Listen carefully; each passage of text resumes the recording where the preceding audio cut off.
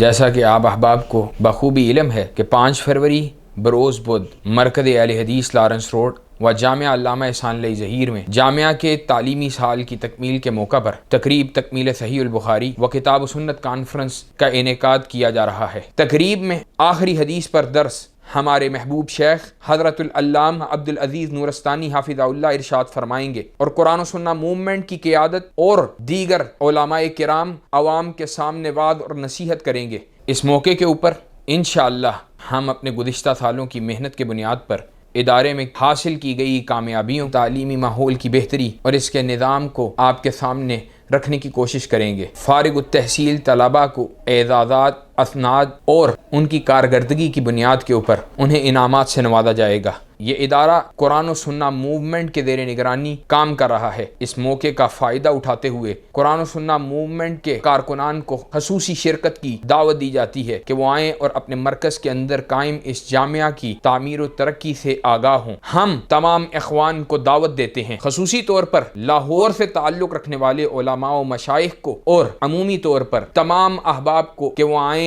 جامعہ کے ماحول کو دیکھیں، جامعہ کے تعلیمی منہج سے آگاہی کو حاصل کریں۔ اسی موقع پر قرآن و سنت موومنٹ کی قیادت کارکنان سے مخاطب ہو کر انہیں آئندہ کا لائحہ عمل کتاب و سنت کی بالادستی کے لیے ایک عزم نو کا اظہار اور اللہ کے فضل و کرم سے اس ملک کے اندر کتاب و سنت کے پرچار اور اس کے مشن کے ابلاغ کے لیے ایک نئی تحریک کا اعلان کرے گی۔ آئیے اس عظیم الشان پروگرام سے مستفید ہوئیے۔ جامعہ اور قرآن و سنت موومنٹ کی مقامی قیادت مہمان نوازی کے لیے آپ کی آمد کی منتظر ہے۔ وآخر دعوانا ان الحمدللہ رب العالمین۔